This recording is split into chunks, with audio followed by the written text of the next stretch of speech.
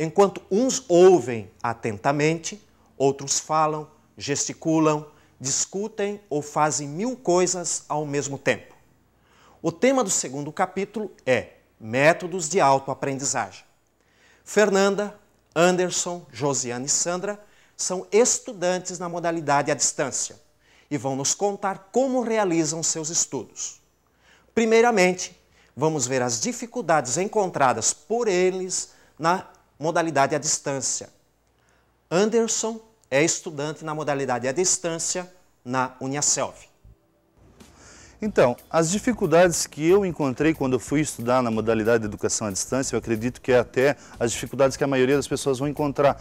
Às vezes, eles não têm as habilidades com relação às mídias, nem uma hora atividade num computador, uma hora atividade para tirar e ler um CD, ou ver um DVD, ou pesquisar materiais diferentes daquele padrão do livro que é dado ao aluno. Então, eu acredito que a maior dificuldade nossa é quebrar nosso sistema de ensino por um livro em busca de outras informações utilizando a tecnologia. Enquanto que para a Josiane, as dificuldades estão mais relacionadas aos assuntos. Quando tem algum assunto que é fora do que eu realmente estou acostumada, eu encontro um pouco de dificuldade em questão de dúvidas. Às vezes, quando é um texto muito com vocabulário muito rebuscado, às vezes eu encontro algumas dúvidas. A minha maior dificuldade é essa. Já para a Sandra, o mais difícil é que às vezes a gente vai na biblioteca e não consegue ter os livros. Eu gosto muito de ler a referência que o professor coloca lá no final do livro. Também está procurando e está lendo esses livros. Então, o que eu vejo para mim, a pior dificuldade é encontrar esses livros, que são bem interessantes, que às vezes assim, a gente pode até estar adquirindo para a gente mesmo, para a nossa biblioteca, e às vezes a gente não acha nem para vender e nem para tá pegando na biblioteca para a gente tá lendo, né? Cada um tem suas dificuldades, que vão desde o manuseio dos recursos audiovisuais até a dificuldade em encontrar materiais que complementam os estudos. Se pararmos para pensar, em tudo encontramos dificuldades. Por isso, o desafio está em aprender a aprender com as diferentes situações que enfrentamos em nossa vida. Para Anderson, quem estuda na modalidade à distância deve.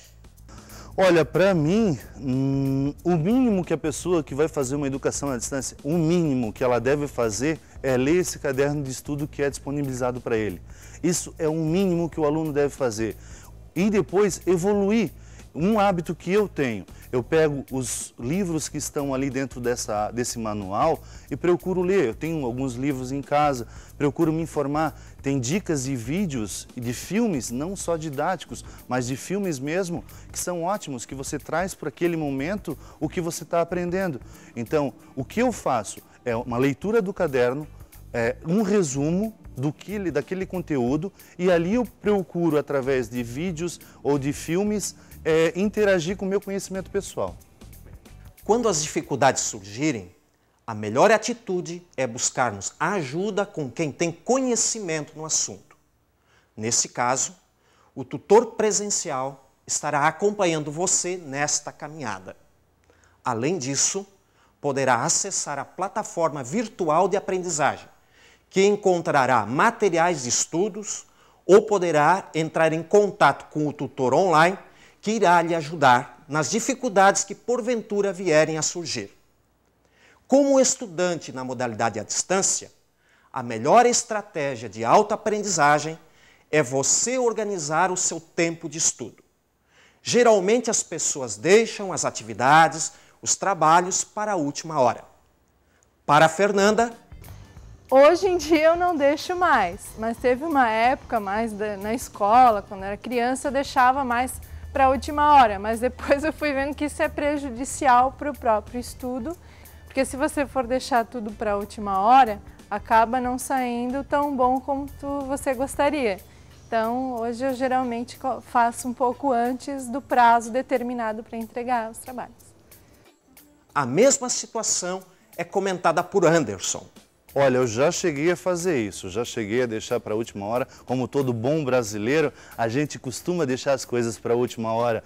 Só que assim, ó, o conhecimento que você vai obter é pequeno, porque você vai estar limitado somente àquele caderno, porque você não vai ter mais tempo hábil para fazer uma pesquisa, para fazer uma leitura, para assistir um filme. Então você está limitado devido ao teu espaço de tempo ser curto a fazer somente aquela leitura mínima do caderno. Um dos piores inimigos de quem estuda nesta modalidade é o hábito de deixar para o outro dia as leituras, as atividades de estudos, os trabalhos e só procurar ajuda quando os prazos estão se esgotando. Estes são problemas gerados pela falta de planejamento e de organização das atividades.